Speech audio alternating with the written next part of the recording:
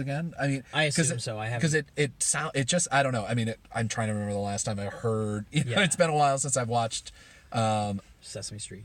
well, yeah. But also just he started out as the kind of ghost thing, and then he was really there, kind of. I think that was actually I have a thought about that. I think that was in there specifically to set up the fact that the Force ghosts can interact with the rest of the world, because otherwise the lightsaber fight with Luke at the end makes very little sense. But the lightsaber, he's alive. I mean, he's as opposed to like but it's still a ghost spirit a force thing. projection. It's an astral projection. It also it's nice though that because it sets up like Luke can be in the next, basically can be completely in the next film, right? Exactly. Because Rey still needs some level of training that she is not going to get. I do wish that they had allowed. And obviously that ship has sailed, but I do wish that either in Force Awakens or Last Jedi that they had allowed Leia to have some more Jedi power. Obviously we saw the one big manifestation of it, but the big moment they gave Rey at the end with the rocks. Yeah. I really thought that was going to be Leia for a minute. Yeah. Like, because she was walking behind him. That actually would have been really cool. That would have been a really cool moment for Carrie Fisher. Yeah. Because, again, that's a thing that has been debated for 30 years, is like exactly how, and even in the scheme of what we saw with her going through space, I think there could still be an argument that that was a fairly minimal use of force powers, and that the fact that she was then comatose right afterwards indicates that blah, blah, blah, blah, blah. Yeah. So I feel like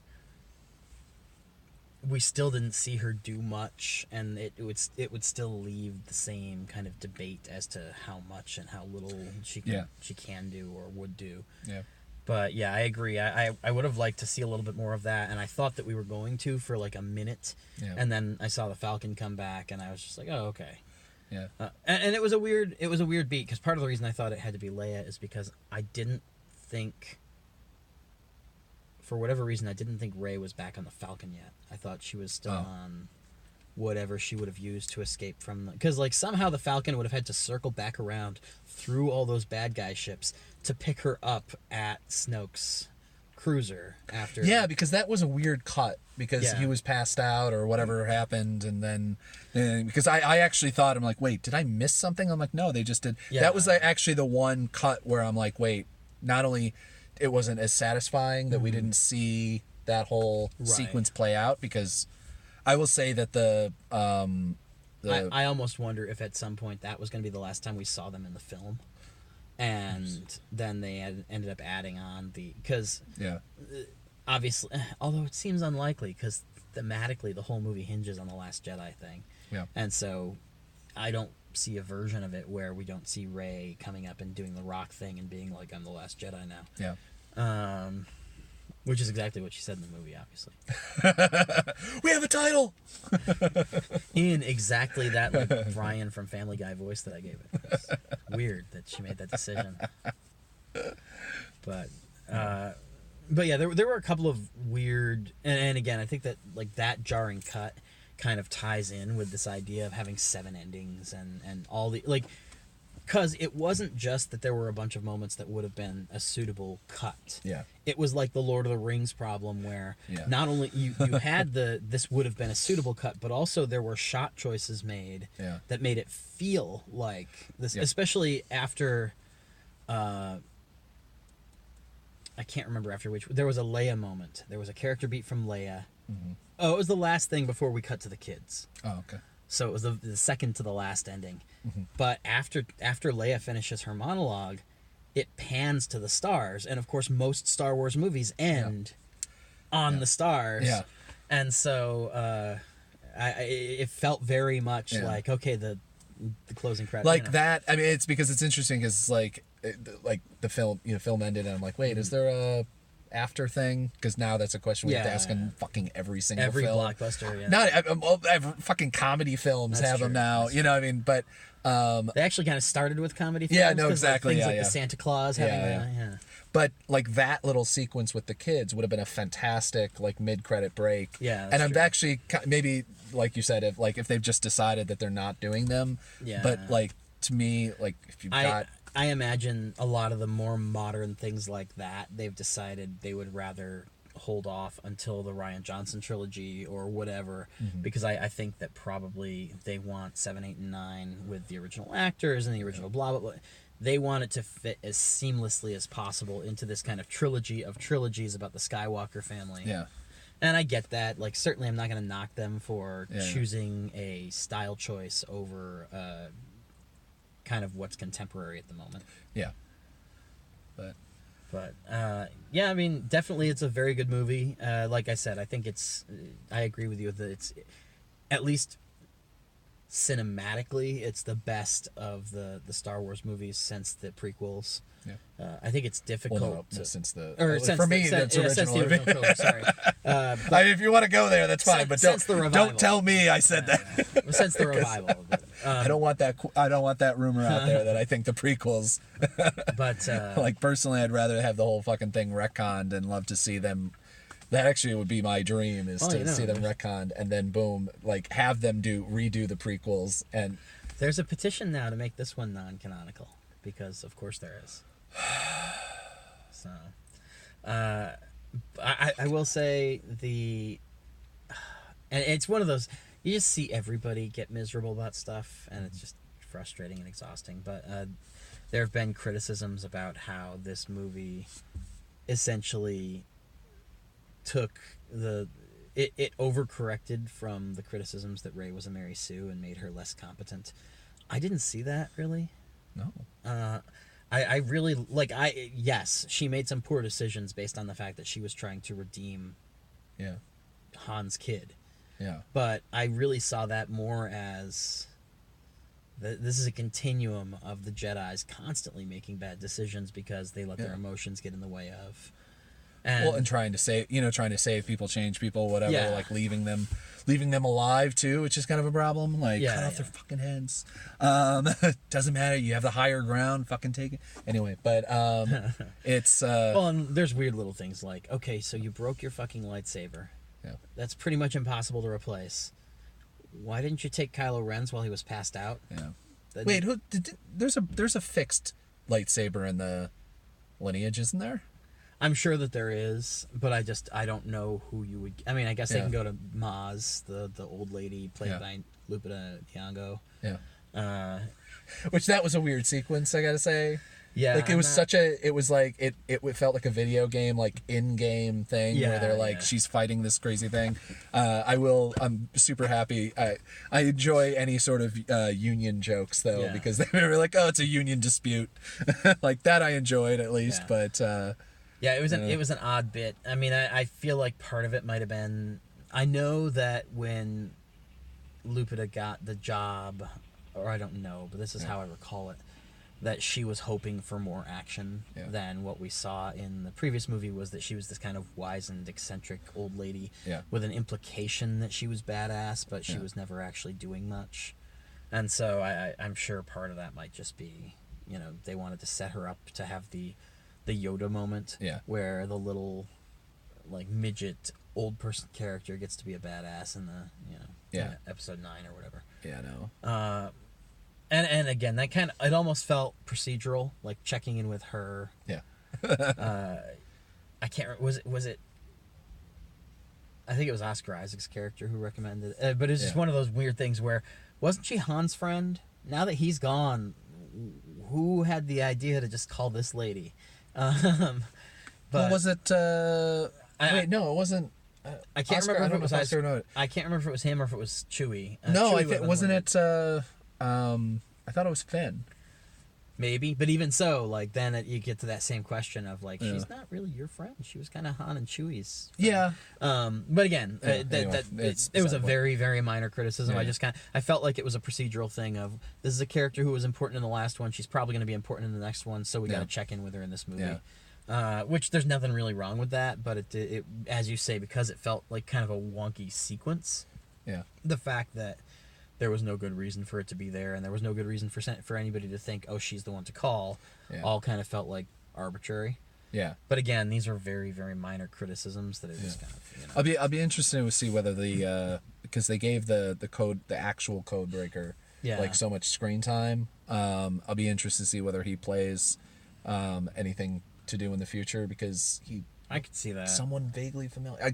He reminded me of the guy from Mad Men. Ham. Not John Hamm. His boss in the. I can't check my phone. Yeah. Anyway, but I can't remember the guy's name. Yeah. The head of the agency, anyway. See that actually, and it's like a dapper character actor who's got the whitish hair. Oh, I know who you're talking about. Yeah, that whole, I thoroughly enjoyed that whole sequence, because that, not only because I just enjoy like that basically it was a minor class war going on there, so I love that, but that whole sequence, again, it felt so heavy of a prequel inspired sort of thing, but done well. And whether that's because the graphics are just there, the CG, and kind of like it's easier to build a world completely out of CG without it, as opposed to the way that, but that might be part of it. I think a lot of it is that for Lucas's films, it felt like he was doing it for its own sake. There was a lot of stuff that was there just because we could do it, and so why not? As opposed to now, we all know that doesn't work, and that there needs to be a narrative hook for it. Well, I mean, the other thing too is that I really love that these films, and obviously the original trilogy, whatever, didn't really have an opportunity, but again, like having that place exist builds a much larger world, and that's one thing that I'm super excited about. The idea of a film every couple years, is the fact that we're starting to establish a much larger world. I have a feeling like they gotta. It'd be weird if they don't go back there, because not only because you got that one kid that's a Jedi, and I mean, like, is that kid gonna ever play anything? But like, you've established so much time there. I mean, and that's something that we have done more in these films than I think they did in the original trilogy. There were very few kind of recurring locales in the original trilogy, as I recall it. Yeah. And everyone that was there kind of made a big impression. Yeah. This one, there's been more recurring locales and more kind of universe building. Yeah. And certainly some of them are. It's interesting to see some of them be essentially callbacks. You listen to the score when they were on the casino planet, and it was very clearly inspired by the cantina in the first movie. Yeah. And you get that same sense of kind of manic energy, although obviously the look and the feel and the everything was very much different. Yeah.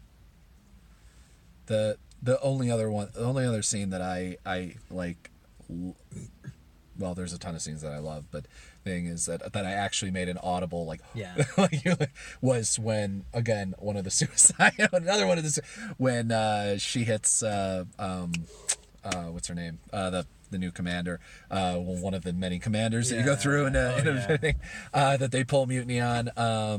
Again, what the fuck is her name? Actress Laura Dern, who gets like, which is, I know it's a complaint, and I feel a little bit, I agree to like 10% that was a complaint for this series so far, is the fact that they're doing a lot of, they're calling them, attention hires, stunt casting, and I'm like, I don't know, like, to me, if for Phasma, like, you get the person who's like known to be a fucking badass with a sword. Not just that, but I also kind of feel like the original trilogy hired unknowns because that's what they had to do budget-wise and practicality-wise, and like, blah, blah, blah. Was Sam Jackson as well. I mean, like, you got prequels. Exactly. But also, I mean, that part of it, but also you go, you know what, that didn't really work out too well with Hayden Christensen. Like, it didn't work out too well with a lot of the actors. I mean, I think that, I'm also reasonably confident that most of these big name actors that they're getting are doing it for pennies on the dollar because now they get to be in a Star Wars movie. Yeah. Well, fuck you know. Well, hopefully, I guess theoretically that means then they're in the Marvel world, and Disney owns everything now, so literally physically, like what 60% of the fucking box office of every year now. So I'm interested to know whether because J.J. Abrams is coming back for Episode 9. Yeah. And that was a whole thing because he was supposed to do Mission Impossible, and they had to buy his contract out from Paramount essentially.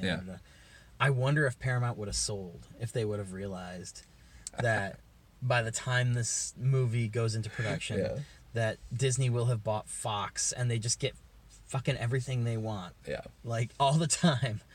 So again, I don't know that would have changed their opinion in any way, but I kind of feel. I mean, certainly Paramount has proven themselves to not always be easy to work with, or maybe it's just that Warner Brothers wasn't willing to spend Disney money to get Superman to shave. Even though I feel like they must have spent that money anyway to CG it out. I know that they originally offered Paramount to, if you let him shave, we'll digitally put the mustache in, because it would have been cheaper, easier. Yeah, well, cheaper and easier to make look good than removing it. Which is very weird, but yeah. I mean, I'm trying to think of if there was any. I will say that as we're starting to get attrition in the old cast, I think it's going to make Episode 9 a tighter film.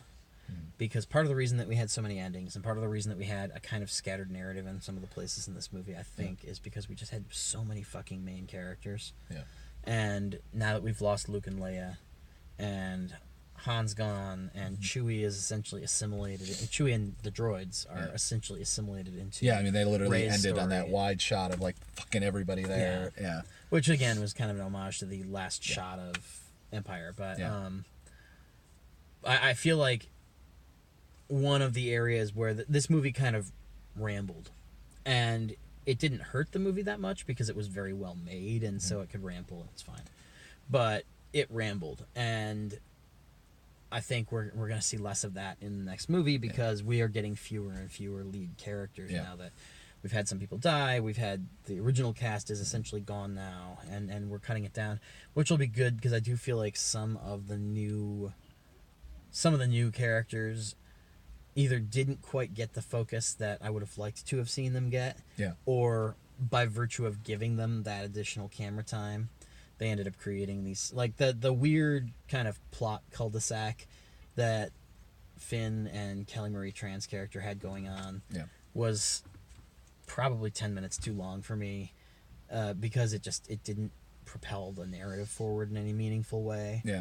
And I think you could have done that same story with less time and less everything, if not for the fact that was all they gave Finn to do, so they needed that story to be big enough to justify Finn. And so, and again... And I will say, I agree with you, but also I think that in the film, it's too long, but in itself, like, I never felt that. No, it was a solid enough, it didn't ramble in the way that it was like, okay, well, when are we going to get into the next? Let's flash back to what they're going, because it was all enjoyable enough. Every moment was, the whatever the hell those fucking things are, horse camel things that, like, again, this is like, like, I keep harping back to this, like, when I saw those things running around, and I'm like, oh shit, we're gonna have that's what's gonna happen, right? And I'm just continually thinking of what the fuck were those things from the prequel that were just fucking horrible. There's something like that, something that they ran. Well, there was a lot of things in this that the life forms on the, like, Jedi planet, Luke's whatever. Yeah, thing. Luke's planet island, which I know has a name, but I don't know what it is.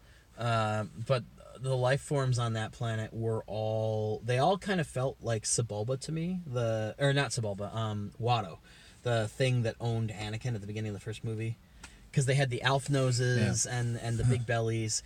like there were the giant ones that Luke milked, and then even the ones that were but even the ones that were like the little old nuns who were walking around taking care of the planet, they were little aliens in paper hats and white dresses. I mean, that's pretty much.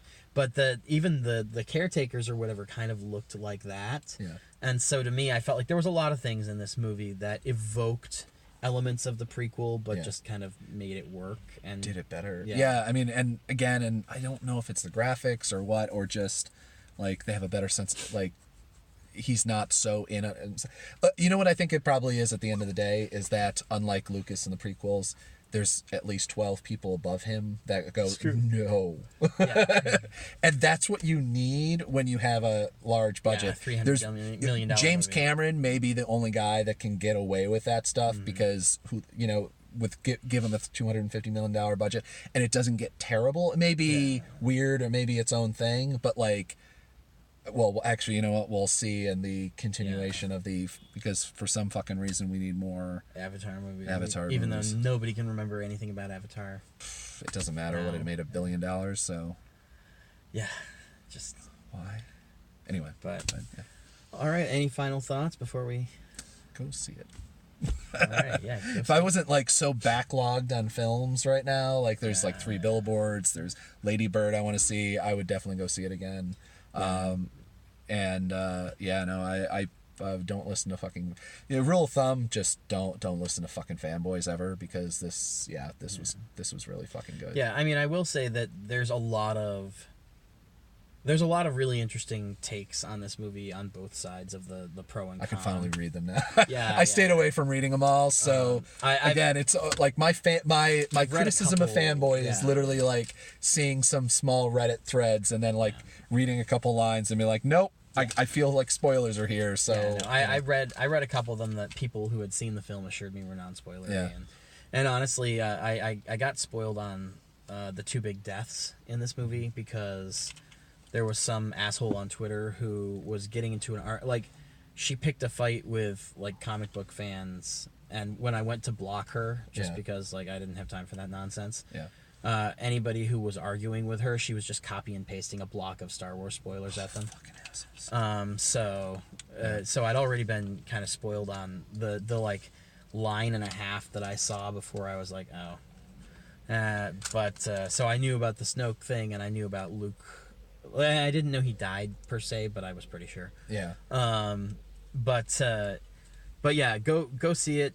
I don't know why you watched an incredibly spoilery. Exactly. What? Yeah, no, we didn't do a thing. Yeah. So. But yeah, if you, and I'm gonna go and read many more hot takes on this now because I am not. Again, I'm not like emotionally invested in Star Wars in the way that I am to some of the other blockbusters, and so I'm really interested to see kind of arguments all around. I probably won't have a lot of patience for the everything's horrible and I'm gonna try to get it taken out of canon with my petition. Because that'll happen. Yeah, but and film. We're at like what $400 million for the film already. No, I'm sorry, it's canon, guys. You should rate and subscribe to the podcast on your favorite podcast machine. You should follow us on Facebook, where if you want to argue with me about Star Wars The Last Jedi, that's where you can do it, because if you do it on my personal wall, I'm going to block you. And you can it's going to be really weird if you argue with me on my Twitter feed, because it's all politics. So but go for it. So thanks for listening, and we'll see you soon.